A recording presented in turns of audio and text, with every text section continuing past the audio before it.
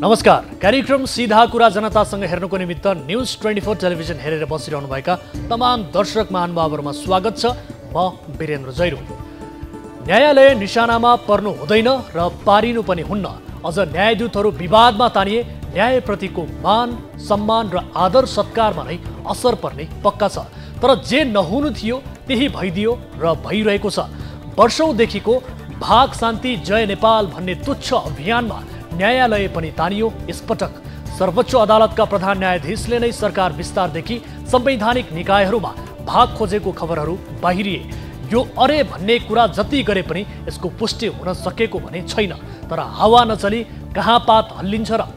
हिजो मन मिल्दा धेरै कुरा मिल्छ, तर मन फाटेपछि धेरै गोप्य कुराहरू पनि बाहिरिन्छ। यस्तै भयो यसपटक। न्यायपालिका चलाउनेले कार्यपालिकामा पनि भाग खोजेर सर्वोच्च अदालतबाट हुने निर्णयलाई सरकारसँग बार्गेनिङ पोइन्ट बनाएको केही दृष्टान्त सहित न्युजहरू बाहिरिए। होइन भन्यो यसलाई सर्वोच्च न्यायालयले।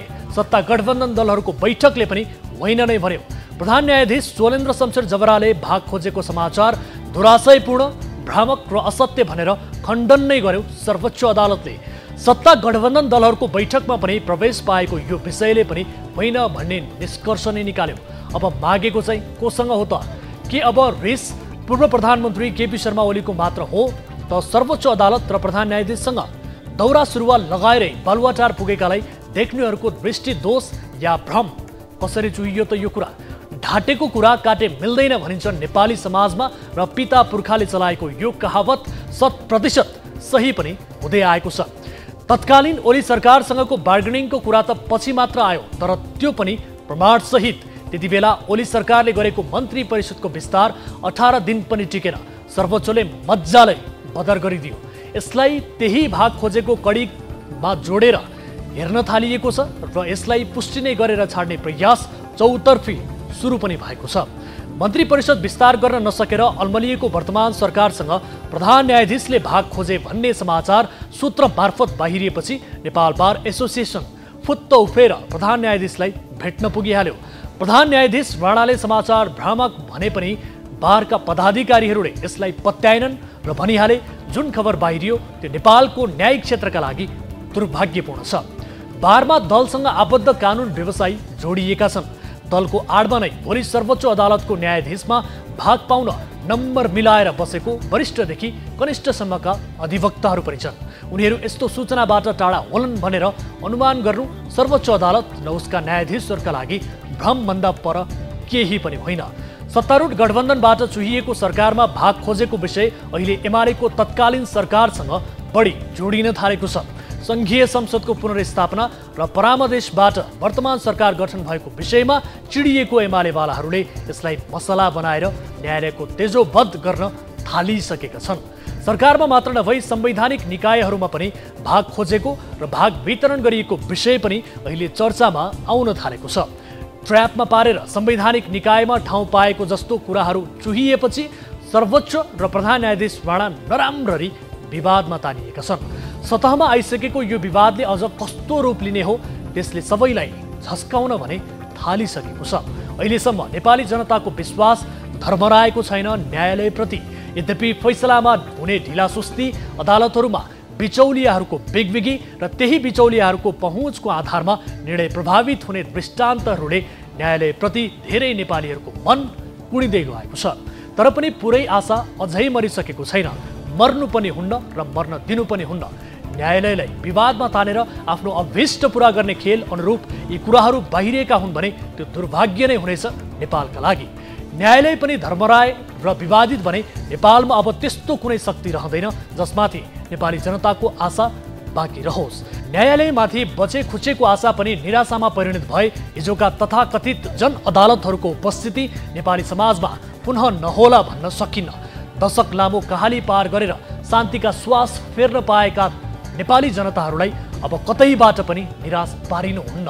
न्यायालय विवादमा आउन खोजे अथवा न्यायाधीशहरू धर्म विपरीत गए संघीय संसदमा उनीहरूलाई सच्याउने ठाउँ बाँकी नै छ। तर त्यो पूर्वाग्रहबाट प्रेरित बन्नु हुँदैन।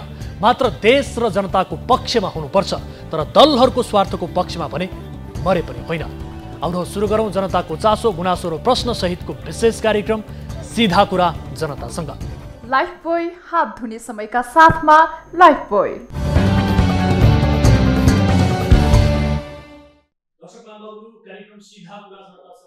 नयाँ एपिसोडमा स्वागत छ। आज पनि हामीले विविध विषय कार्यक्रममा उठान गर्ने प्रयास गरेका छौँ। र आजको कार्यक्रममा विशेष गरी हामी निकै उत्साहका साथ 2077 साल जेठ 31 गते नेपालको सङ्घीय संसदले भारतले अतिक्रमण गरेको लिम्पियाधुरा, कालापानी र लिपुलेक जुन अतिक्रमित क्षेत्र छ यो क्षेत्रलाई समावेश गर्दै नयाँ नक्सा जारी गरेको थियो। र जारी गरेको वर्ष दिन बितिसक्दा पनि अझैसम्म यो अतिक्रमित भूमि नेपालले फिर्ता लिन सकेको छैन। त्यसमाथि पछिल्लो समय जनगणनाका लागि पुगेको त्यहाँ तथ्याङ्क विभागको टोली समेत फर्किएको स्थिति छ र यो विषयले अहिले निकै चर्चा पनि पाएको छ। यो विषयलाई आज हामीले कार्यक्रममा समावेश गरेका छौँ र सँगसँगै केन्द्रीय तथ्याङ्क विभागको आज हामीले यस विषयमा थप बुझ्नका लागि वेबसाइट समेत चेक गऱ्यौँ। र केन्द्रीय विभागको वेबसाइटमा समेत तथ्याङ्क विभागको वेबसाइटमा समेत नेपालको चुच्चे नक्सा जुन सच्याएर संशोधन गरेर सरकारले सार्वजनिक गरेको थियो यो नक्सा वेबसाइटबाट हटाइएको छ। आजको कार्यक्रममा विशेष रिपोर्ट हामी समावेश गर्नेछौँ र पछिल्लो समय यहाँ केन्द्रीय तथ्याङ्क विभागको टोली जनगणनाका लागि पुगेको थियो। त्यसका लागि पुगेको टोली त्यहाँबाट फर्किएको अवस्था छ जनगणना नगरिकन। यस विषयमा आज हामी सम्बन्धित निकायसँग प्रश्न गर्ने कोसिस गर्नेछौँ र सँगसँगै हामी विक्रमसम्म 2018 सालमा नै कालापानी क्षेत्रमा जनगणना भइसकेको इतिहास पनि छ। र त्यति बेला विशेष गरी वरिष्ठ पत्रकार भैरव रिजाल जो हुनुहुन्छ त्यो क्षेत्रमा पुग्नु भएको थियो र त्यस बेला जनगणना कसरी सम्भव भएको थियो यस विषयमा हामी कुराकानी गर्ने कोसिस गर्नेछौँ। भैरव रिजाल जो पत्रकार हुनुहुन्छ उहाँसँग हामी त्यस बेलाको परिस्थितिको बारेमा केही स्मरण गर्ने कोसिस आजको कार्यक्रममा गर्नेछौँ र सँगसँगै हामीसँग अन्य विविध विषयहरू पनि कार्यक्रममा समावेश छन्। विशेष गरी हाम्रो निरन्तर रूपमा हामीले फलोअप गरिरहेको विषय सिभिल सहकारी, जहाँ 3200 बचतकर्ताहरू ठगिएका छन् र अन्ततः यसरी 3200 बचतकर्ताहरूलाई ठग्ने सहकारीका सञ्चालक सहित यससँग संलग्न 12 जना व्यक्तिहरू सिआइबीको फन्दामा परेका छन् र सिआइबीले यस विषयमा अनुसन्धान गरिरहेको छ। र विशेष गरी सहकारी संस्थाका पूर्व अध्यक्ष इच्छाराज तामाङ जो एमालेका पूर्व सांसद समेत हुनुहुन्छ र उहाँसहित यस सहकारीमा संलग्न 12 जना व्यक्तिहरू पक्राउ परेका छन् सोमबार र उनीहरूमाथि अहिले सिआइबीले अनुसन्धान गरिरहेको जनाएको छ। र यस सम्बन्धीको थप फलोअप रिपोर्ट आजको कार्यक्रममा हामी प्रस्तुत गर्नेछौँ र विशेष गरी इच्छाराज तामाङ सहित 12 जना व्यक्तिहरू पक्राउ परेसँगै पीडितहरू आज पनि हाम्रो कार्यालयमा आएका छन् र उनीहरूमा केही आशा भने पक्कै पलाएको छ, यद्यपि ढुक्क हुने ठाउँ अझै पनि छैन भन्ने किसिमको प्रतिक्रिया सहितको रिपोर्ट आजको कार्यक्रममा हामी प्रस्तुत गर्नेछौँ। र सँगसँगै पछिल्लो समय चाडबाड नजिकैसँगै अहिले नेपाली दाजुभाइहरू दिदीबहिनीहरू जो भारतमा हुनुहुन्छ रोजगारीको सिलसिलामा त्यहाँबाट फर्कने क्रम जारी छ चाडबाडका लागि।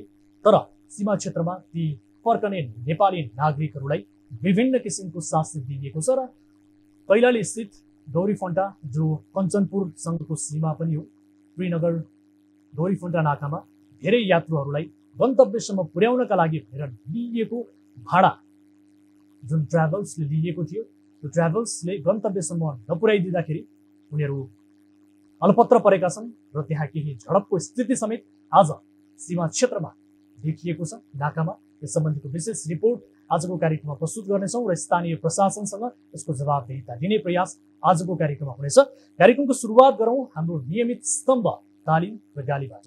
यसअघि हामीले उठाएको विषय थियो नेकपा एमालेको विधान महाधिवेशनले लिएको निर्णयले अध्यक्ष केपी शर्मा ओलीलाई सर्वे सर्वा बनाए जस्तो लागेन भन्ने प्रश्नमा 57.25% अर्थात् 375 जनाले सही हो भन्दै तालिबा र 42.75% अर्थात् 280 जनाले सही भएन भन्दै गालीमा मत जाहेर गर्नुभएको छ।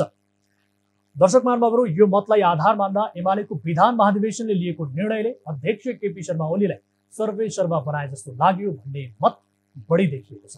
अब ताली र गालीका लागि आजको विषय सरकारमा भाग खोजेको भन्दै न्यायालयले र न्यायमूर्तिलाई नै विवादमा तान्नु न्यायोचित हो भन्नेले तालीमा र होइन पारा ठिक भएन भन्नेले गालीमा आफ्नो मत जाहेर गर्न सक्नुहुनेछ। हाम्रो पात्रको एप्लिकेसनमा जानुहोला र ताली र गालीका लागि यहाँहरूले भोट गर्न सक्नुहुनेछ र आम सर्वसाधारणले यस विषयमा आफ्नो अभिमत के राख्दछन् भन्ने विषयमा जानकारी गराउनका लागि मद्दत गर्नुहोला र भोटिङ सुरु हुन्छ। अब दर्शक महानुभावहरू, अब लागौँ आजको पहिलो विषयतर्फ, जुन हाम्रो स्वाभिमानसँग जोडिएको विषय पनि छ, राष्ट्रियतासँग जोडिएको विषय पनि छ। निकै उत्साहका साथ 2077 साल जेठ 31 गते नेपालको संघीय संसदले भारतले अतिक्रमण गरेको कालापानी, लिपुलेक र लिम्पियाधुरा क्षेत्रलाई नेपालको नक्सामा समावेश गर्दै संविधान संशोधनको प्रस्ताव पारित भयो। नेपाली जनतालाई लाग्यो अब मुलुकको घुमेको भूभाग फिर्ता होला। नक्सामा मात्र होइन, कालापानी भूमिमै नेपाली झण्डा गाड्ने विश्वास थियो सरकारसँग। 2077 साल अर्थात् अघिल्लो वर्ष वर्षौंदेखि भारतीय फौजले नेपाली आमाको काखमा खेलेको परेड अन्त्य हुने विश्वास थियो। 2078 सालमा हुँदै गरेको राष्ट्रिय जनगणनामा कालापानी, लिपुलेक, लिम्पियाधुरा क्षेत्रमा पर्ने गुन्जी, नाभी, गुटी, तिङ्कर लगायत क्षेत्रमा बस्ने नेपालीले आफ्नो पहिचान उल्लेख गर्न पाउने विश्वास लिए। तर नालायक सरकारले आफ्ना नागरिकलाई नेपालीको परिचय दिलाउन सकेको छैन। गडकहरू दार्चुलाबाट छाङ्गुसम्म पुगेका छन्, तर कालापानी, लिपुलेक, लिम्पियाधुरा क्षेत्रमा पर्ने गाउँका नागरिकहरूसम्म पुग्ने हिम्मत राखेका छैनन्। न त सुरक्षा अधिकारीहरूले नै भारतीय फौजले परेड खेल्दै गरेको नेपाली आमाको काखसम्म पुगेका छन्। अभिभावक विहीन बनेका ती नेपाली दाजुभाइ दिदीबहिनीसम्म नेपाली प्रशासन जाँदैन। यही क्षेत्र हो जहाँ विक्रम सम्वत 2018 सालमा जनगणना गरिएको थियो।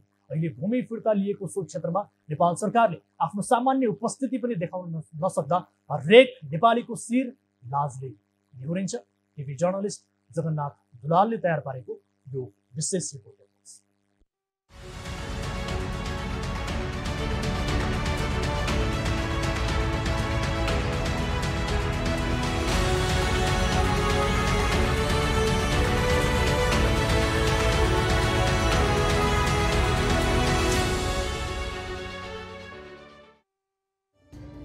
सरकारलाई पुकार्दै कालापानी क्षेत्रका नेपाली। भारतीय सुरक्षा फौजले हरेक दिन नेपाली भूमिमा तैनाथी दिन्छ। यो यसकारण कि नेपालीले नै आफ्नो भूमिमा प्रवेश गर्न नपाउन्। कालापानी, लिपुलेक, लिम्पियाधुरा क्षेत्रमा भारतीय फौजको परेड खेलेको नेपाली जनताले दार्चुलाको छाङबाट टुलु हेर्नुपर्ने बाध्यता छ। सरकार कहाँ छ? देशभर जनगणनाको माहौल बनेका बेला ती छुटेका नेपालीको गणना नगर्ने, कालापानी, लिम्पियाधुरा, लिपुलेक क्षेत्रलाई आफ्नो नक्सामा मात्र समावेश गरेर त्यहाँ रहेका नेपालीलाई न्याय हुन्छ सरकार? दैनिक भारतीय फौजको हेलिकप्टर नेपाली भूमिको आकाशमा गडगडाएर उड्छ। भारतीय सेनाको क्याम्प रहेको कालापानीमा उनीहरू तैनाथी अवस्थामा छन्। आज कुटी, गुन्जी, नाभिका नेपालीले सरकार मात्र खोजेका छैनन्, आफ्नो गणना नेपाल सरकारले समावेश गरोस् भन्ने चाहन्छन्। तर सरकार न त उनीहरूको पुकार सुन्छ, न त भारतले मिचेको भूमिमा आफ्नो उपस्थिति नै देखाउन सक्छ।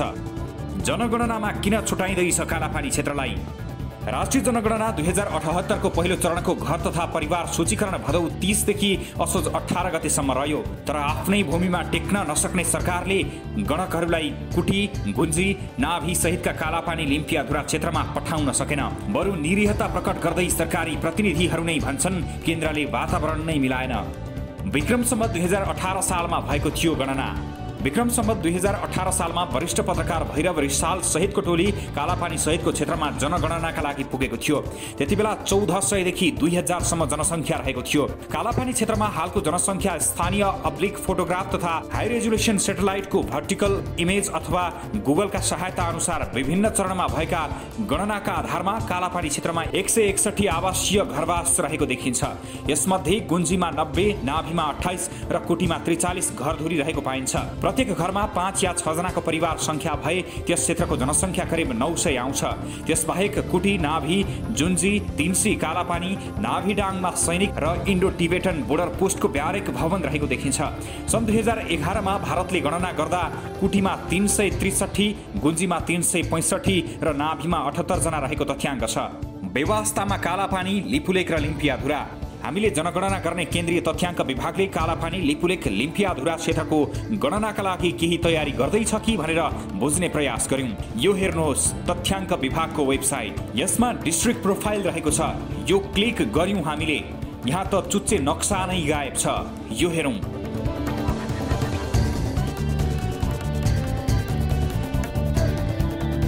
अर्कोतिर संसदले पारित गरेको नेपालको निशान छापमा चुच्चे नक्सा छ। के अब सरकार चुच्चे नक्सा कायम गर्न पनि डराएकै हो? किन निहिर बन्दैछ सरकार?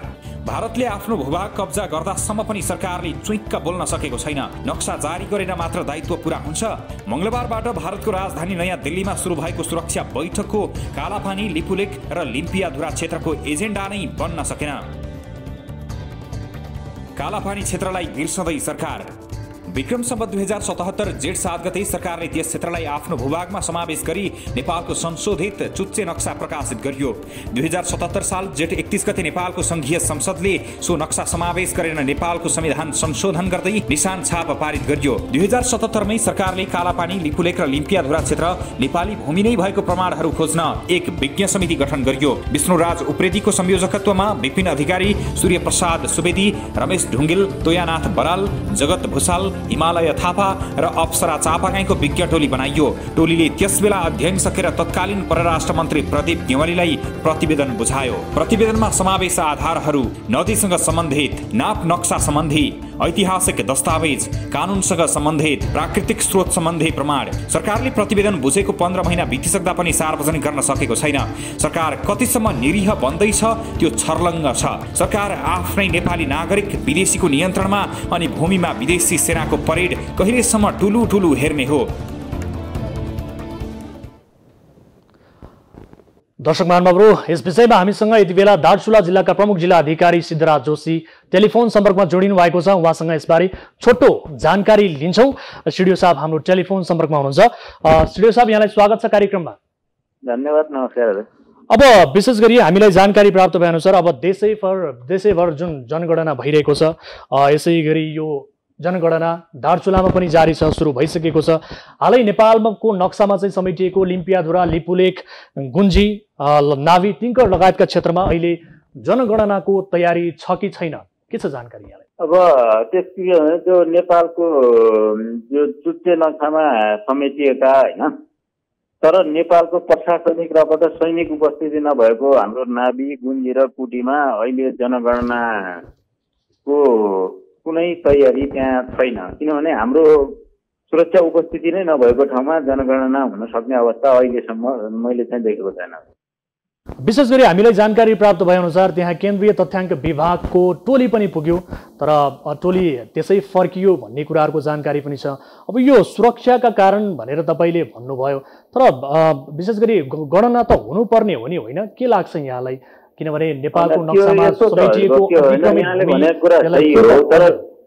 तर त्यसमा के छ भने 2018 सालपछि अहिलेसम्म त्यहाँ जनगणना भएको छैन होइन। हाम्रो जहाँ सुरक्षाको उपस्थिति छैन, राज्यको उपस्थिति नै छैन भने राज्यको उपस्थिति नभएको ठाउँमा जहाँसम्म छ अब त्यहाँ के अरे जहाँ राज्यको उपस्थिति हुन्छ त्यहाँ जनगणना सहजै सम्भव हुन्छ। जहाँ राज्यको प्रशासनिक उपस्थिति छैन त्यहाँ जनगणनाका निमित्त अहिले सुपरिवेक्षक पठाउन सक्ने अवस्था अहिले चाहिँ छँदैछ। भनेपछि अब कसले गर्ने हो त यो सुरक्षाको व्यवस्था प्रबन्ध? त्यहाँ कसले मिलाउने हो? तपाईँ जिल्लाको एउटा स्थानीय प्रशासनको प्रमुख पनि हुनुहुन्छ, यो बताइदिनुहोस् न। त्यहाँ सुरक्षाको प्रबन्ध चाहिँ मिलाउनु पर्ने चाहिँ कसले हो त? त्यसको सुरक्षाको व्यवस्था भन्दा पनि के छ भने जहाँ विदेशी सैनिकको होल्ड गरेको ठाउँमा हामीले कसरी अहिले के अरे सुरक्षाकर्मी पठाउन सक्छौँ कि त्यो सुरक्षाकर्मी पठाउनु भनेको त हामीले के अरे भने त्यो युद्ध निउत्याउने विषय हो भन्ने लाग्छ मलाई। त्यसका निमित्त त कूटनैतिक दुईटा देशका बीचमा कूटनैतिक प्रयास गरेर मात्रै त्यो सम्भव हुन्छ। एउटा हामीले जिल्ला प्रशासनले अहिले चाहिँ चाहेर त्यहाँ चाहिँ सुरक्षाकर्मीहरू परिचालन गरेर जनगणना हुन सक्ने अवस्था आजको मितिसम्म मैले चाहिँ देख्दैन। हस्, यहाँसँग यो कुराकानी यही टुङ्ग्याउँछु। समय र जानकारीका लागि यहाँलाई धेरै धेरै धन्यवाद सिडियो साहब। यहाँलाई पनि धेरै धेरै धन्यवाद। यो हामीसँग जोडिनु भएको थियो विशेष गरी दार्चुला जिल्लाका प्रमुख जिल्ला अधिकारी सिद्धराज जोशी। उहाँसँग हामीले छोटो जानकारी लियौँ र उहाँले बताएअनुसार त्यहाँ सुरक्षाको प्रबन्ध अर्थात् राज्यको उपस्थिति त्यहाँ छैन, त्यसकारण जनगणना त्यहाँ हुन सकेन भन्ने किसिमको जवाफ उहाँबाट पाएका छौँ। यद्यपि विक्रम सम्वत 2018 सालमा नै कालापानी क्षेत्रमा जनगणना भएको इतिहास छ र त्यसबेला गणनाका लागि वरिष्ठ पत्रकार भैरव रिजाल सो क्षेत्रमा पुग्नु भएको थियो र त्यतिखेर कसरी गणना गरिएको थियो, कति नेपाली त्यहाँ बसोबास गर्थे, यिनै विषयमा हामी उहाँसँग थप कुराकानी गर्छौँ। र यति बेला हामीसँग वरिष्ठ पत्रकार रिजाल हाम्रो प्रत्यक्ष भाइबर मार्फत जोडिनु भएको छ। रिजाल सर, यहाँलाई स्वागत छ कार्यक्रममा। धन्यवाद वीरेन्द्रजी, नमस्कार। हजुर, अब विशेष गरी 2018 सालमा नै यहाँहरू त्यो क्षेत्रमा जनगणनाका लागि पुग्नु भएको इतिहास छ, तपाईहरु कसरी पुग्नु भएको थियो, त्यति बेलाको परिस्थिति चाहिँ के थियो, अलिकति स्मरण गरौँ न। एउटा भ्रम छ नेपालमा 2018 सालमा त्यो लिम्पियाधुरा, लिपुलेक, कालापानीमा जनताको बस्ती थिएन। जनताको बस्ती नभएको हुनाले हामीले त्यहाँ जनगणना गर्ने प्रश्नै आएन, किनभने जनता थिएन, मान्छे भए पो गणना गर्नु। अब मान्छे नभए के जनगणना गर्नु। त्यसले गर्दा मलाई लाग्छ 2018 सालमा कालापानी, लिपुलेक र लिम्पियाधुरा यी ठाउँमा जनगणना भएको होइन। तर त्यहाँ जानुभन्दा अगाडि गरब्याङ, नाभी, गुजी जस्ता ठाउँमा जनता बस्थे। मेरो मान्छेले गएर त्यहाँ जनगणना गराएको छ। निर्विघ्न, निर्द्वन्द र सामान्य शान्तिपूर्ण रूपमा त्यहाँ जनगणना भएको छ। त्यसको साक्षी म अहिले पनि जिउँदैछु। त्यसले गर्दा अहिले अब 18 साल र 78 सालमा फरक छ। अहिले कालापानीमा भारतीय फौज बसेको छ। 18 सालमा निर्जन थियो, त्यो मान्छे बस्दैन थिए। अहिले मान्छे बसेका छन्। मान्छे बसेका हुनाले गणना गर्नु पर्यो। नेपाली मात्रै बस्दैनन्,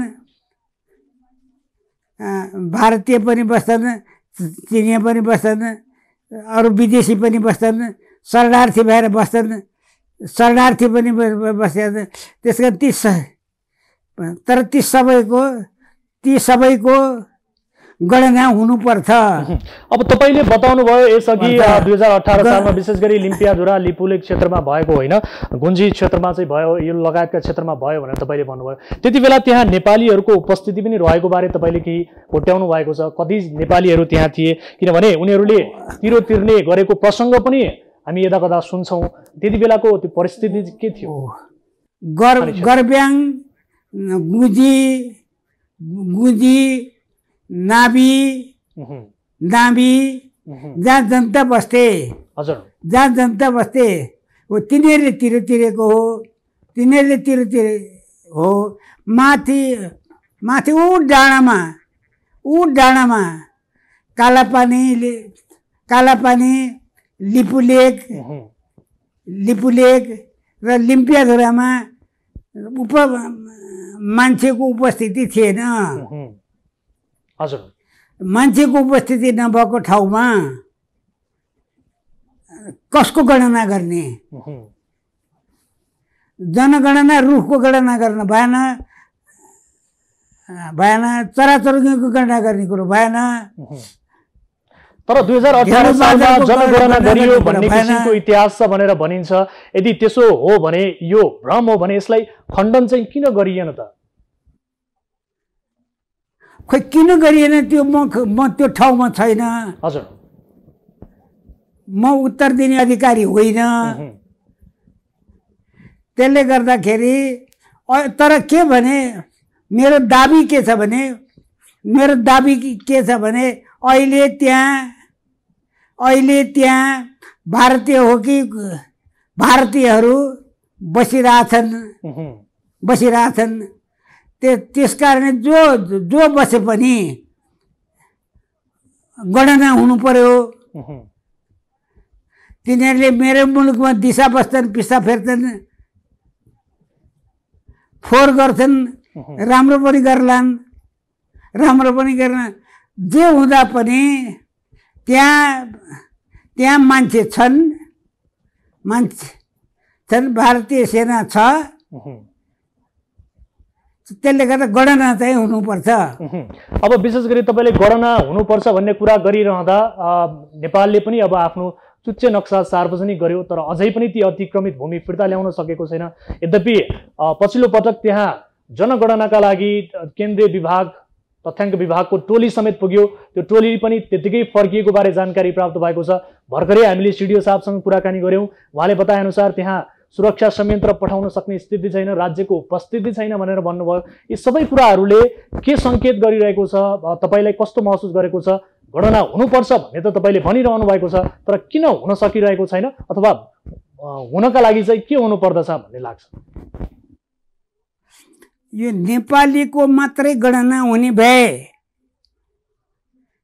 त्यहाँ गणना नगरे पनि हुन्थ्यो। किनभने त्यहाँ नेपाली मेरो सूचना अनुसार बस्दैनन्, तर भारतीयहरू बस्छन्। त्यसले गर्दा गणना चाहिँ गर्नुपर्छ। अर्कोतिर भर्खरै पिथौरागढमा भारतीय र नेपाली सेनाको संयुक्त अभ्यास भयो। सेनाको संयुक्त अभ्यास हुन सक्ने, हजुर, जनगणना हुन किन नसक्ने? हो। त्यसले गर्दा मेरो प्रश्न छ सरकारसँग, त्यहाँ जसरी पनि जनगणना गराउनु पर्छ।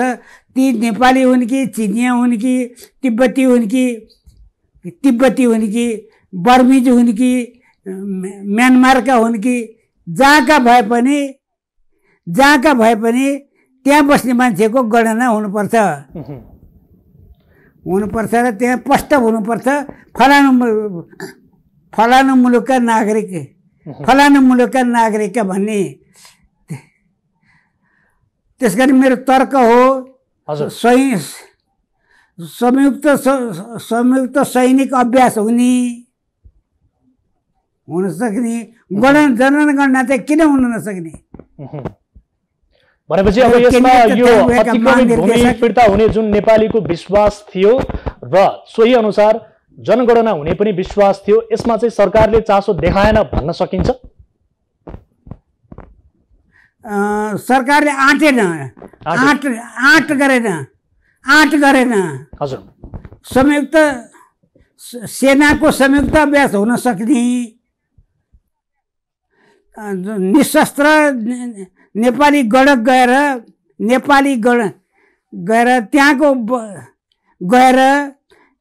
त्यहाँ उपस्थित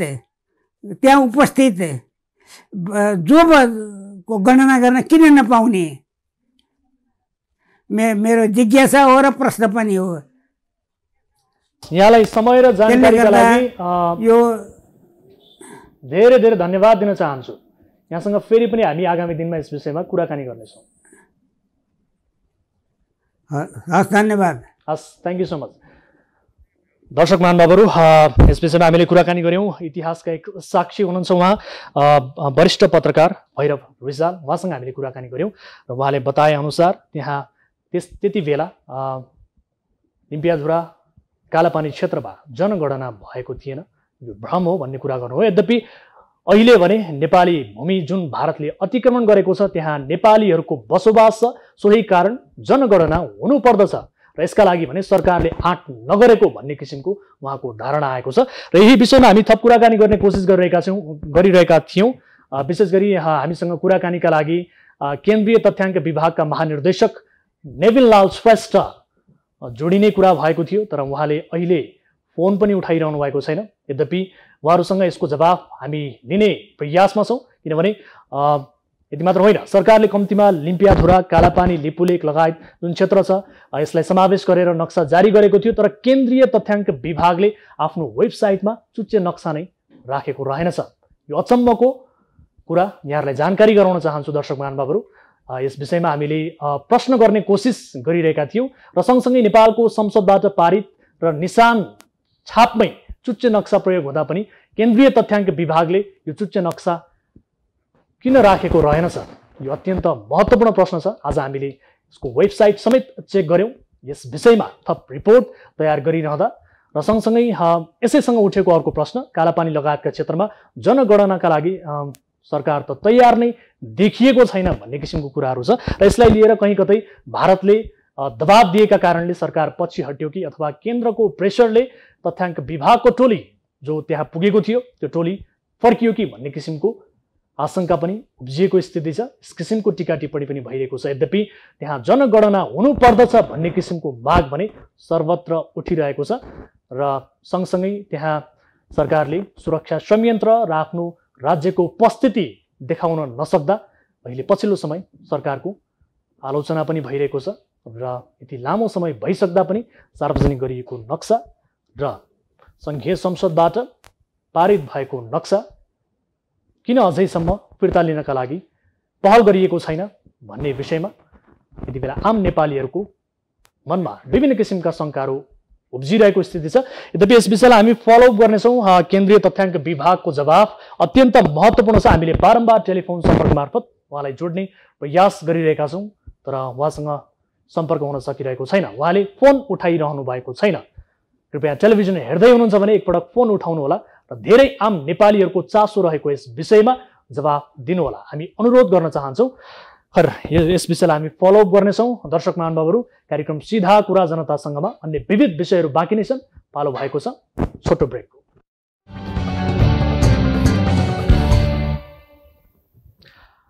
दर्शक महानुभावहरू, ब्रेकपछि स्वागत छ कार्यक्रम सिधा कुरा जनतासँगमा र आज हामीले विविध विषयहरू कार्यक्रममा प्रस्तुत गरिरहेका छौँ र सँगसँगै तपाईँ हामीसँग जोडिन चाहनुहुन्छ भने हाम्रो टोल फ्री नम्बर 1660 011 2424, यसै गरी एनसेल नम्बर 98 015 72424 र एनटिसी अर्थात् भाइबर नम्बर 98 84 011 037 मा तपाईँले कल गर्न सक्नुहुनेछ र आफ्ना समस्या र गुनासोहरू कार्यक्रममा प्रत्यक्ष रूपमा सहभागिता जनाएर राख्न सक्नुहुनेछ र सँगसँगै तपाईँ हामीसँग भाइबर अथवा वाट्सएप मार्फत जोडिन पनि सक्नुहुनेछ। कार्यक्रममा तपाईँको गुनासो र समस्याले स्थान पाउनेछ भन्दै अब अर्को विषयतर्फ यहाँको ध्यान आकर्षण गराउन चाहन्छु। हरेक वर्ष दशैंमा भारतीय सीमा नाकाहरूमा नेपाली आफ्नो घर फर्कने तयारीमा हुन्छन्। भारतका विभिन्न शहरबाट दशैं मनाउन घर फर्कदै गरेका सुदूरपश्चिमेलीहरू पश्चिमी सीमा नाका त्रिनगर गौरीफन्टामा अलपत्र परेका छन्। गन्तव्यसम्म पुर्याउने भन्दै भाडा लिएका ट्राभल एजेन्सीले गौरीफन्टासम्म मात्रै पुर्याएर छोडेपछि उनीहरू अलपत्र परे। भारतको लुधियानादेखि नेपालको दिपायलसम्म पुर्याउने भन्दै उनीहरूलाई 2500 देखि 3000 भारतीय रुपैयाँसम्म भाडा लिएको ट्राभल एजेन्सीले नाकामा अलपत्र पारेका हुन्। यसरी यात्रुलाई किन अलपत्र पारियो त? यता ट्राभल एजेन्सीले बाटोमा भएको बढी खर्चका कारण यात्रुलाई गन्तव्यसम्म पुर्याउन नसकेको बताउँदै आएको छ र ट्राभल एजेन्सीका प्रतिनिधिहरूले विशेष गरी बाटोमा बढी खर्च भएका कारण नाकामा मात्रै पुर्याएको दावी गरेका छन्। तर पनि यो दावी कतिको सान्दर्भिक छ भन्ने प्रश्न अर्कोतर्फ उब्जिएको छ। भारतीय प्रहरी लगायतलाई पैसा दिँदा खर्च बढी भएको भन्दै ट्राभल एजेन्सी पन्छिन खोजेको छ र त्यहाँ रहेका नाकामा रहेका भारतीय प्रहरीहरूले पैसा असुल्ने गरेको समेत तथ्य ट्राभल एजेन्सीहरूले बाहिर ल्याएका छन् र नेपाली नागरिकहरूलाई सहज रूपमा त्यहाँ फर्कने किसिमको प्रबन्ध मिलाउनका लागि स्थानीय प्रशासनले कस्तो किसिमको समन्वय गरिरहेको छ र के कस्ता किसिमका प्रबन्धहरू त्यहाँ अझ बढी यो चाडबाडको समयमा फर्कने नागरिकहरूका लागि मिलाएको छ भन्ने विषयमा जानकारी लिन अत्यन्त महत्त्वपूर्ण भएको छ। किनभने आज बिहानको जुन दृश्य गौरीफन्टा नाकामा देखियो र सँगसँगै हिजोको दृश्य जुन गौरीफन्टा नाकामा देखिएको छ त्यो अलपत्र स्थिति आम नेपाली नागरिकहरूको यात्रुहरूको र सँगसँगै त्यहाँ देखिएको विवाद र झडपको दृश्य यसबारे हामी प्रश्न गर्ने कोसिस गरिरहेका छौँ र यति बेला हाम्रो टेलिफोन सम्पर्कमा फाइनली उहाँ जोडिनु भएको छ। कञ्चनपुर जिल्लाका प्रमुख जिल्ला अधिकारी रामप्रसाद पाण्डे हाम्रो सम्पर्कमा हुनुहुन्छ। स्टुडियो साहब, यहाँलाई स्वागत छ कार्यक्रम सिधा कुरा जनतासँगमा। धन्यवाद हजुर। हजुर, अब विशेष गरी त्रिनगर गौरीफन्टा नाकामा धेरै नेपाली यात्रुहरू जो दशैंको सम्मुखमा घर फर्कने प्रयासमा छन्, ती नागरिकहरू अलपत्र परेको बारे हामीले जानकारी प्राप्त गर्यौं र दृश्य पनि देखायौं। आज बिहान त्यहाँ केही झडपको स्थिति समेत सृजना भएको बारे जानकारी प्राप्त भयो। यो सीमा क्षेत्रबाट फर्कने नेपाली नागरिकका लागि यस्तो शास्ति कहिलेसम्म? सीमा क्षेत्रबाट इन्डियामा गएर नेपाल फर्कँदै गरेका नेपालीहरूले दुःख पाउनु हुँदैन भनेर हामीले धेरै तयारीहरू गरेका छौँ। कतिपय अवस्थामा नेपालीहरू ट्राभल एजेन्सीहरू, विभिन्न एजेन्सीहरू, दलालहरू मार्फत वहीँ जहाँबाट उहाँहरू हिँड्नुहुन्छ वहीँदेखि नै टिकट काटेर त्यसपछि नेपालका विभिन्न क्षेत्रमा पुग्ने गरी, पुर्याइदिने गरी पैसा तिरेर आउने र ती दलालहरूले बिचैमा उहाँहरूलाई छोडिदिएर जाने घटनाहरू चाहिँ सुनिँदै आएको छ। सोही घटना आज डोके बजारमा अथवा गौरीफन्टा पनि भनेर बुझिन्छ कतिपय अवस्थामा त्रिनगर भन्सार क्षेत्रमा चाहिँ घटेको र नेपालीहरू जुन ठाउँमा पुग्ने पुर्याइदिने भनेर ट्राभल एजेन्सीहरूबाट टिकट काटेर आएका थिए त्यहाँ नपुर्याइदिएको कारणले केही विवाद भएको नाकामा भन्ने आएको हो। छिटो साहब, महत्त्वपूर्ण प्रश्न त के छ भने मैले तपाईँलाई रोकिहालेँ, एकैछिन क्षमा गर्नुहोला। विशेष गरी यसरी ट्राभल एजेन्सीहरूलाई यो किसिमको मनोमानी गर्ने नेपाली नागरिकहरूलाई गन्तव्यसम्म पुर्याउँछु भनेर भाडा लिएर अलपत्र पार्ने छुट चाहिँ कसले दियो सर? किन यसलाई नियमन गर्न सकिएन? अब ती ट्राभल एजेन्सीहरू अधिकांश त्यहाँ हाम्रो त्रिनगर भन्सार क्षेत्र यहाँले भनेको नाका छ, नाकाको केही मिटर मात्रै हाम्रो क्षेत्रमा पर्छ कञ्चनपुरमा, अरू चाहिँ कैलाली क्षेत्रमा पर्ने ट्राभल एजेन्सीहरू कैलालीबाट चल्ने। अनि त्यो क्षेत्रमा चाहिँ कतिपय घटना भइसक्दा मात्रै हामी कहाँ आउने, घटना नहुनलाई हामीले विविध त्यहाँ हेल्प डेस्कहरू राखेर तपाईँहरूले चाहिँ यसरी गर्नुहोस् भनेर उहाँहरूसँग धेरै कुराहरूको अनुरोध गर्दा पनि उहाँहरूले अथवा जो नेपालीहरू इन्डियाबाट आउनुहुन्छ वहीँदेखि नै ठगिँदै आउने र बिचमा नेटवर्किङ हुने, त्यो नेटवर्कको विषय यहाँ हाम्रो कञ्चनपुर क्षेत्रभन्दा पनि प्रवेश हुने बित्तिकै कैलाली हुँदै जाने हुँदाखेरि हामीलाई यतातिर समस्या भएको र उहाँहरूले उजुरी दिएको खण्डमा हाम्रा जो पीडित हुनुहुन्छ उहाँहरूले हामीलाई तत्कालै त्यही ठाउँमा स्पोटमै उजुरी दिनुभयो भने हामी त्यहीँ समातेर कारवाही गर्ने अवस्था हुन्छ। उजुरी नदिएका कारणले मात्रै कताकति अवस्थाहरू सिर्जना हुने हुन्। त्यो पनि चाडपर्वमा धेरै नेपालीहरू आउने क्रममा कताकति घटना घटेका छन्, ती घटनाहरू पनि घट्न हुँदैन, ती पनि हामीले समाधान गर्नुपर्छ भन्नेतिर हामी लागिरहेछौँ। हजुर, अब सिडिओ साहब यहाँले पनि भन्नुभयो विशेष गरी यो ताजा घटना भारतको लुधियानादेखि नेपालको डोटी जिल्ला अन्तर्गत दिपायलसम्म पुर्याउने भन्दै विशेष गरी यात्रुहरूलाई 2500 देखि 3000सम्म भारतीय रकम ट्राभल एजेन्सीहरूले लिए, तर अन्ततः ती नागरिकहरूलाई अलपत्र पारिदिए। स्थानीय प्रशासनले उनीहरूलाई सहज रूपमा आफ्नो गन्तव्यसम्म पुर्याउनका लागि केही भूमिका खेल्यो यस बीचमा? उहाँहरूले ट्राभल एजेन्सीबाट ठगिसकेपछि केही ट्राभल एजेन्सीसँग उहाँहरूले विवाद गर्नुभयो, ट्राभल एजेन्सीका एजेन्टहरूसँग विवाद गर्नुभयो, त्यसपछि उहाँहरूसँगै समाधान भएर हिँड्नुभयो। हामीसँग उहाँहरूले रिपोर्टिङ गर्नुभयो भने ट्राभल एजेन्सीको विरुद्ध पनि कारवाही गर्न हामी तयार छौँ, हामीले कारवाही गर्छौँ उहाँहरूलाई। र यस्तै गरी नठगिउन् भन्नका लागि हामीले दुवै नाकाहरूमा हेल्प डेस्कहरू राखेर नेपालीहरूमाथि हुन सक्ने ठगी, चोरी, अरू विविध किसिमका विषयहरू छन् जसले अप्ठ्यारो पार्छ उहाँहरूलाई, ती विषय हुन नदिनको लागि हामीले प्रयास गरिरहेका छौँ र उहाँहरूले निवेदन दिनुभयो तिनीहरूलाई तोकेरै भने हामी त्यसमा पनि कारवाही गर्ने अवस्थामै छौँ, कारवाही गर्छौँ। सिडिओ साहब, अन्तिममा अब यसपटक अब यो चाडबाडको सम्मुखमा यहाँहरूले नागरिकको सहज आवत जावतका लागि सीमा क्षेत्रमा मिलाएको प्रबन्ध चाहिँ के छ यसबारे जानकारी गराइदिनुहोस्।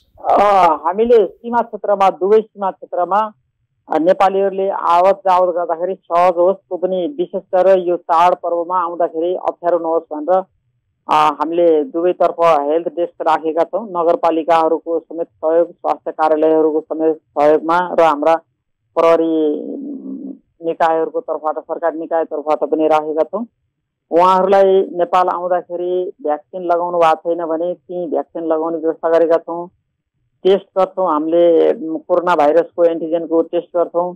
त्यसपछि उहाँहरूको लागि तत्त ठाउँमा जहाँ उहाँहरू जाने हो ती जाने यात्राहरूमा सहजीकरण गर्ने, सिमानामा पारिपट्टि पनि वारिपट्टि पनि दुःख नपाउन् भनेर दुईतर्फ नै समन्वयात्मक बैठक मार्फत उहाँहरूलाई कतैतिर पनि ठगी हुने अवस्था सिर्जना नहोस् भनेर सचेत हुने गरी प्रहरीहरू परिचालित हुनुहुन्छ।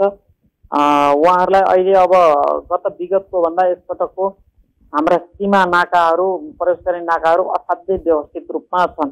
हजुर, अब तपाईँले भनेको यो जति पनि प्रबन्धहरू मिलाइएको छ, यी प्रबन्धहरूले नागरिकको सहजताका लागि काम गरेको देखियो त? यो त देखिएन नि, किनभने भर्खरै ताजा घटना यहाँलाई यही विषयमा जानकारी गराए। देखिन्छ अब त्यो लुधियानादेखि ठगिँदै आएर यहाँ आएर उनीहरूले उहाँदेखि ठगेको विषयले घटनाहरू घट्छन्, घटिसकेपछि समाधान मुख्य विषय हो र त्यो कुनै एउटा घटना घटिसकेपछि फेरि घटना हुन नदिने प्रयासहरू त्यो हाम्रो कर्तव्य हो, हाम्रो कार्यभित्र पर्छ। त्यसो गर्दाखेरि निरन्तर सुधार भएर जान्छ र अहिले धेरै व्यवस्थित छ भन्ने हाम्रो विश्लेषण छ। तर स्थानीय प्रशासनले यस्तो मनोमानी गर्ने, ठग्ने, यात्रुहरूलाई दुःख दिने, अल्पत्र पार्नेलाई त कारबाहीको दायरामा ल्याउनु पर्ला नि।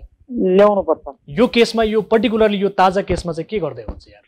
यसमा उहाँहरूले हामीलाई जुन यात्रुहरू हुनुहुन्छ ठगेर आउने, उहाँहरूले निवेदन दिने बित्तिकै उहाँले फलो यो ट्राभल एजेन्सीले गरेको भन्ने बित्तिकै हामी त्यसलाई कारबाही गरिहाल्छौँ। हजुर, हस्, समय र जानकारीका लागि धन्यवाद। र यसरी नागरिकहरू जुन दुःख पाउने किसिमको कुराहरू आइरहेको छ, समाचारहरू सार्वजनिक भइरहेको छ, नेपाली नागरिकहरूको सहज आवत जावतका लागि भनेर त्यत्रो प्रबन्ध यहाँहरूले मिलाएको बारे धेरै कुराहरू बताउनु भएको छ, व्याख्यानै गर्नुभएको छ। यी प्रबन्धहरूले पक्कै पनि नागरिकको सहजताका लागि काम गरोस्, व्यावहारिक रूपमा हामी यही चाहन्छौँ। समय र जानकारीका लागि यहाँलाई धेरै धन्यवाद।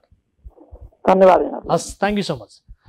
दर्शक महानुभावहरू, हामीसँग जोडिनु भएको थियो कञ्चनपुर जिल्लाका प्रमुख जिल्ला अधिकारी, उहाँसँग हामीले कुराकानी गऱ्यौँ, रामप्रसाद पाण्डे। र उहाँहरूले बताएअनुसार स्थानीय प्रशासनले नागरिकको सहजताका लागि, आवत जावत सहज होस् भन्नका लागि विभिन्न किसिमको प्रबन्धहरू त्यहाँ मिलाएको छ, हेल्प डेस्क स्थापना गरेको छ। यावत कुराहरूलाई त्यहाँ मिलाएको छ।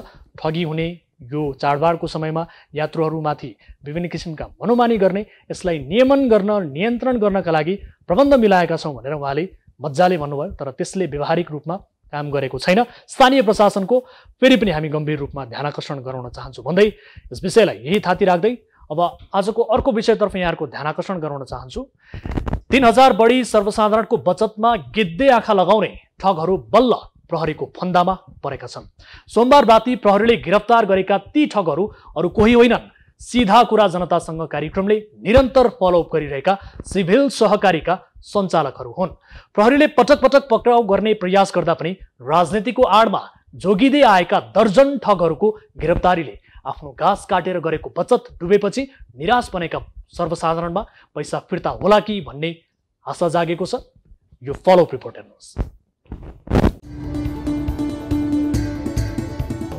3200 बचतकर्ताको 7 अर्ब भन्दा बढी रकम डुबाएका सिभिल ग्रुपका अध्यक्ष इच्छाराज तामाङ अन्ततः प्रहरीको फन्दामा परेका छन्। संगठित रूपमा सहकारी ठगी गरेको आरोपमा अध्यक्ष तामाङलाई सीआईबीले सोमबार पक्राउ गरेको हो। उनीमाथि बचतकर्ताले सहकारीमा जम्मा गरेको ठूलो रकम सावा र ब्याज फिर्ता नगरेको आरोप छ। अध्यक्ष तामाङ सहित ठगीमा संलग्न 1 दर्जन प्रहरीको फन्दामा।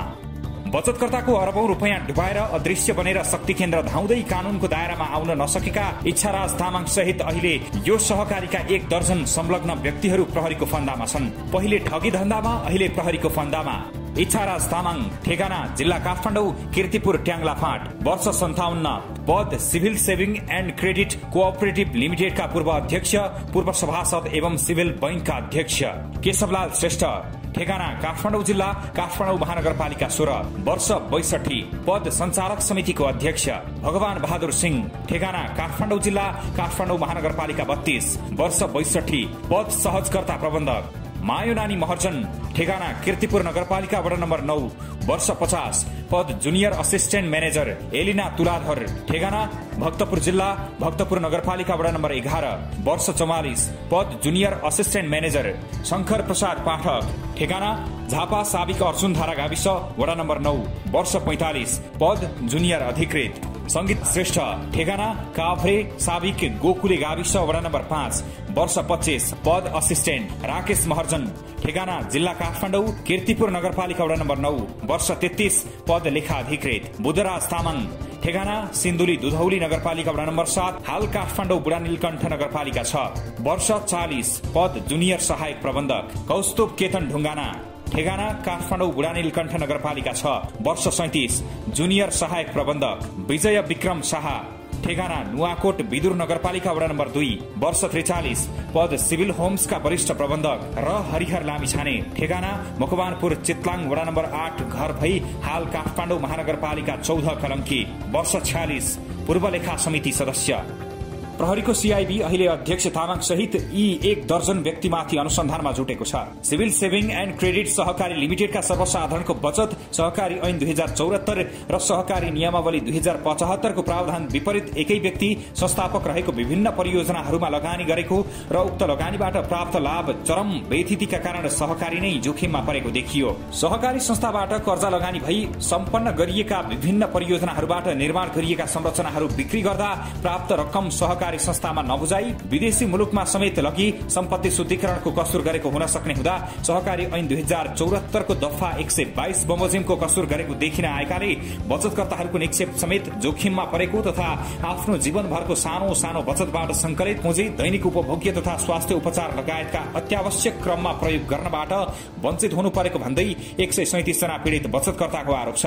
उनीहरूको 70 करोड़ 87 लाख 13,821 रुपैयाँ 32 पैसा रकम संगठित रूपमा सहकारीले ठगी गरेको आरोपमा संलग्न व्यक्तिहरू पक्राउ गरी आवश्यक कानूनी कार्यवाही अघि बढ़िरहेको छ।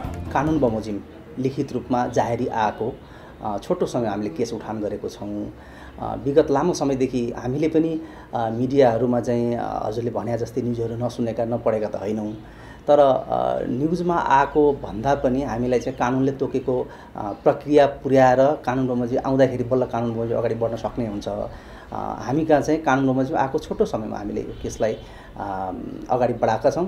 अनुसन्धान प्रक्रिया अगाडि बढेको छ र हामीले चाहिँ केही व्यक्तिहरू यो केसमा चाहिँ अभियुक्त भनिएका व्यक्तिहरूलाई चाहिँ ल्याएर अनुसन्धान अगाडि बढाइरहेको अवस्था हो।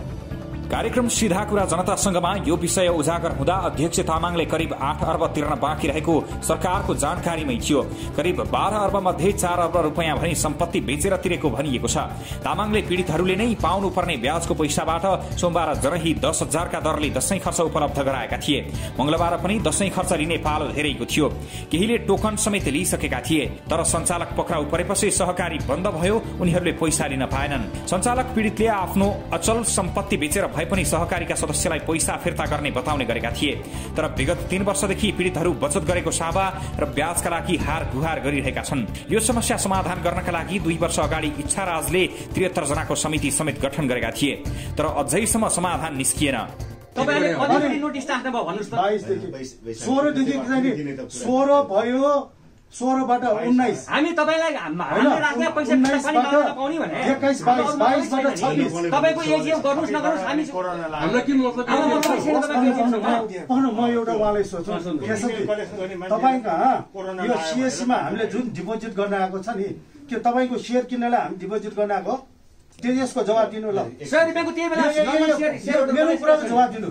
तपाई कहाँ जुन डिपोजिट गर्न आएको नि तपाईको शेयर किन्नलाई हामीले डिपोजिट गर्न आएको शेयर किन्नु। हाम्रो कार्यक्रम मार्फत ध्यान आकर्षण गरेपछि बागमती प्रदेश स्थित सहकारी विभागले समेत सञ्चालक र पीडित पक्षलाई बोलाएर छलफलको प्रयास पनि गरेकै हो। विभागका अनुसार करिब 1 महिना अघि मात्रै पनि पीडित र सञ्चालक बीच छलफल भएको थियो। तामाङ अनुसन्धानको घेरामा तानिएपछि रकम फिर्ता पाउने आशा त पलायो, तर अझै ढुक्क छैनौं पीडितहरू। बालवाला अध्यक्षले पुरानो अध्यक्षको मिलो मतोमा त्यो पैसालाई कोल्याटरल नलिकन व्यक्तिगत व्यापार बिजनेसमा लगेर लगायो। त्यसको जिम्मा कसैले नि लिएन। ल हाम्रो जानकारी भएको त्यो कुरा हो। दिएको हो के मिडियामा जान्छ मोबाइल के फरक पर्छ मिडियामा गएर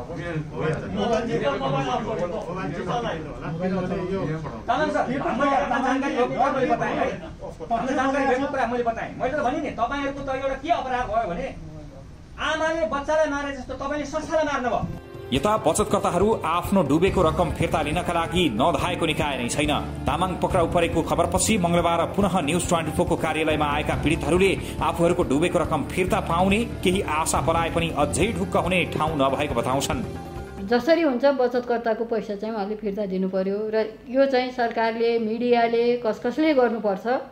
उहाँलाई चाहिँ फेरि त्यहाँबाट चाहिँ 1-2 दिन थुनेर छुटाएर अनि उहाँलाई चाहिँ झन साडा बनाएर फेरि अर्को अरूलाई पनि ठग्ने यस्तो कुरा चाहिँ नहोस्, यो रिपिट नहोस्। ठगी गर्न कसैले पनि नपाउने यो समाजमा निमुखा भोइसको तपाईँहरू त मिडिया त भोइस नै हो। यस्ता निमुखा जनताहरूको पक्षमा चाहिँ तपाईँले गरिदिनुहुन्छ भन्ने हामीलाई आशा लागेको छ, गरि पनि राख्नु भएको छ। मिडियाले अलिकति प्रेसर नगरिकन हुँदैन पनि।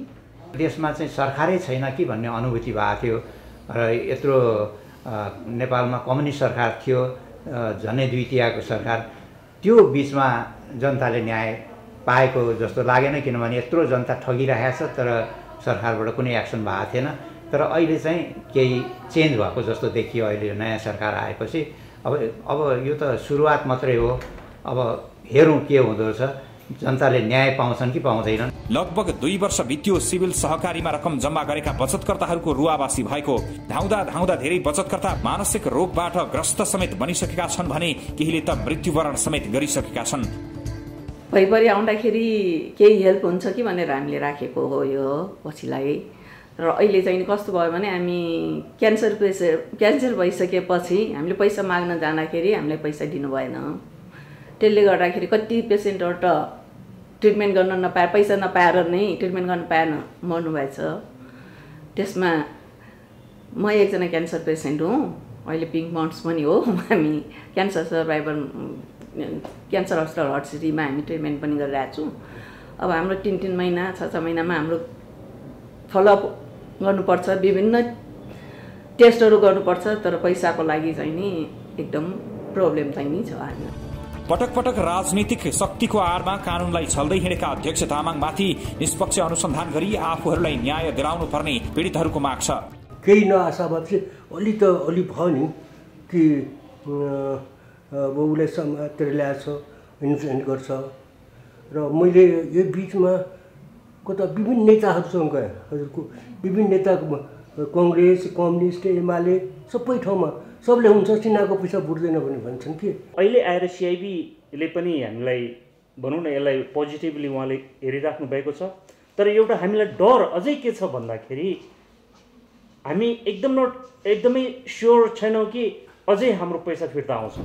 बचतकर्ताको अरबौं रुपियाँ डुबाएर पनि अझै सानको जीवन जिरहेका तामाङमाथि कस्तो अनुसन्धान होला त्यो समयले बताउने छ। तर बचत गरेको रकम फिर्ता नगरेसम्म कुनै पनि हालतमा तामाङलाई नछाड्ने अडान बचतकर्ताले राख्दै आएका छन्। दर्शकबिन, कुनै पनि सर्वसाधारणको 1 पैसा मात्र पनि कसैले ठग्छ भने त्यो गम्भीर अपराध हो। त्यस्ता अपराधीहरू समाजमा यत्रतत्र सर्वत्र छन्, जो राजनीतिको झण्डा बोकेर सर्वसाधारणमाथि ठगीको गन्धा धन्दा चलाइरहेका छन्। पछिल्लो समय सर्वसाधारणले अत्यन्त विश्वास गरेर बचत गर्ने गरेको अर्थतन्त्रको तेस्रो खम्बा मानिने सहकारी बदनाम बनिरहेका छन्।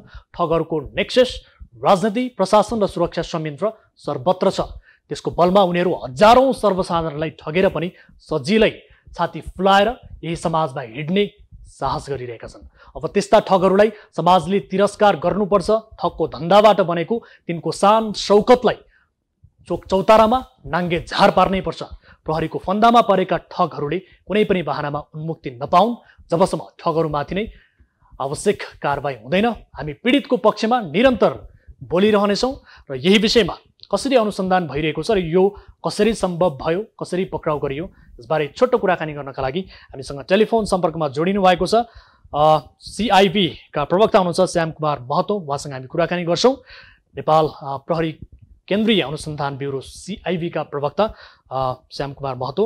प्रवक्ताज्यू, यहाँलाई स्वागत छ कार्यक्रम सीधा कुरा जनतासँगमा। हजुर, धन्यवाद। हजुर, अब सोमबार विशेष गरी सिभिल सहकारीका पूर्व अध्यक्ष इच्छाराज तामाङ, जो एमालेका पूर्व सांसद पनि हुनुहुन्छ, 1 दर्जन यस संलग्न व्यक्तिहरूलाई पक्राउ गरियो। यो कसरी सम्भव भयो, यसबारे अलिकति। हजुर, हेलो हेलो हजुर, हामीले सुनिरहेका छौँ। प्रवक्ताज्यू, यहाँले सुन्दै हुनुहुन्छ?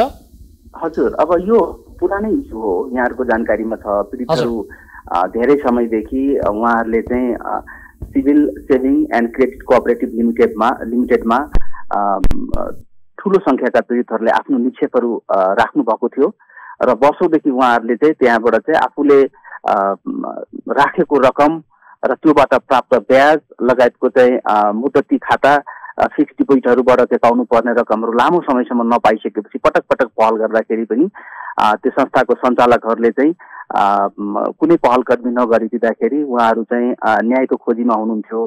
यसै क्रममा विगत केही दिन पहिलादेखि उहाँहरू हामी कहाँ पनि आउनु भएको थियो र कानुनी प्रक्रिया पुर्याएर उहाँहरूले चाहिँ हामीसँग 137 जना पीडितहरूले अहिलेको समयसम्ममा हाम्रो सम्पर्कमा आउनु भएको छ र लिखित रूपमा जाहेरी दिएर उहाँहरूले झन्डै 70 करोड 87 लाखभन्दा बढी रकम उहाँहरूको चाहिँ निक्षेप जोखिममा छ र वर्षौँदेखि पाउन सकिरहेको अवस्था छैन भनेर हामी कहाँ उजुरी दिइसकेपछि हामीले चाहिँ अनुसन्धान अगाडि बढाएको छ र त्यसै क्रममा चाहिँ हिजो हामीले 12 जना नियन्त्रणमा लिएको छौँ। उहाँहरूलाई चाहिँ सम्मानित अदालतबाट 5 दिनको लागि म्याद थप भएर अनुसन्धान प्रक्रिया अगाडि बढिरहेको छ।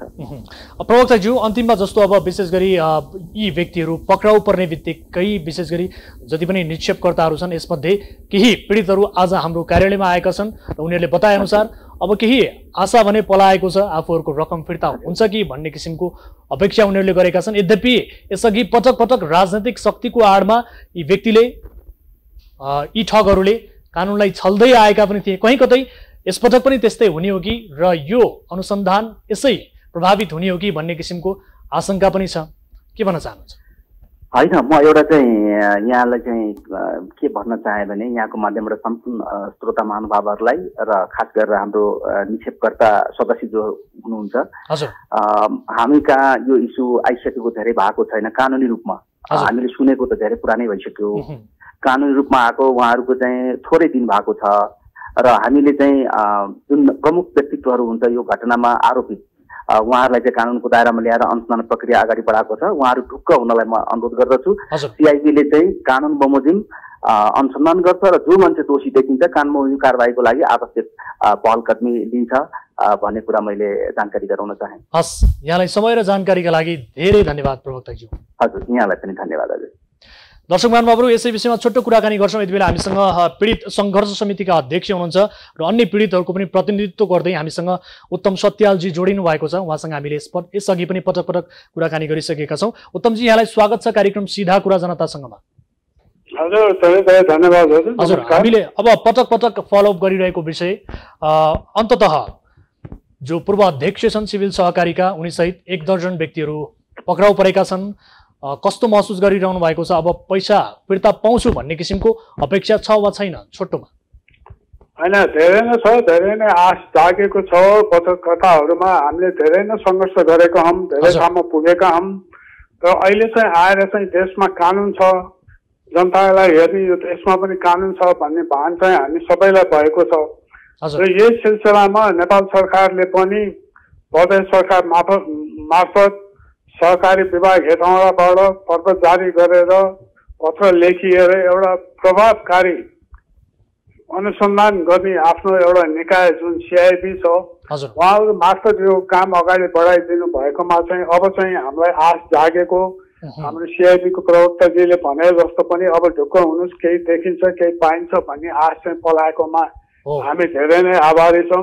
पहिले पनि मन्त्रीज्यूहरूले पनि यो तपाईँहरू ढुक्क हुनुहोस्, यो सरकारको लडाइँ हो, सरकारले गर्छ, तपाईँहरूलाई यस्तोमा फसिँदैन भन्ने कुरा थियो। त्यसमा अहिले हामी विश्वस्त भएका छौँ र हामीलाई सबैभन्दा राम्रो कुरा के लागेको छ भने यो हरेक महिना एउटा न एउटा सहकारीहरू चाहिँ यो विपत्तिको बाटोमा हिँडिरहेको जनता डुबाइरहेको कुरालाई चाहिँ अब चाहिँ सबै सहकारीलाई एउटा सहज लेसन चाहिँ पक्कै पनि गयो होला भन्ने आश छ।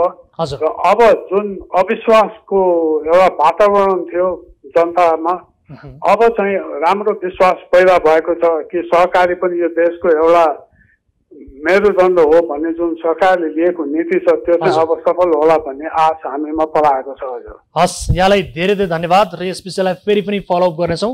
हामी तपाईँहरूको पक्षमा छौँ। समय र जानकारीका लागि धेरै धेरै धन्यवाद। न्युज 24 लाई धेरै धेरै धन्यवाद। हजुर, हस्, दर्शक महानुभावहरू, उहाँ हुनुहुन्थ्यो सङ्घर्ष समितिका अध्यक्ष हुनुहुन्छ। निकै लामो समयदेखि आफूहरूले घाँस काटेर राखेको रकम, बचत गरेको रकम फिर्ता पाउनका लागि नधाएको कुनै निकाय छैन। निकै लामो समयदेखि सङ्घर्ष गर्नुभएको छ। यस विषयलाई हामी फलोअप गर्नेछौँ भन्दै आजका लागि कार्यक्रम सिधा कुरा जनतासँगको निर्धारित समय पनि सकिएको छ।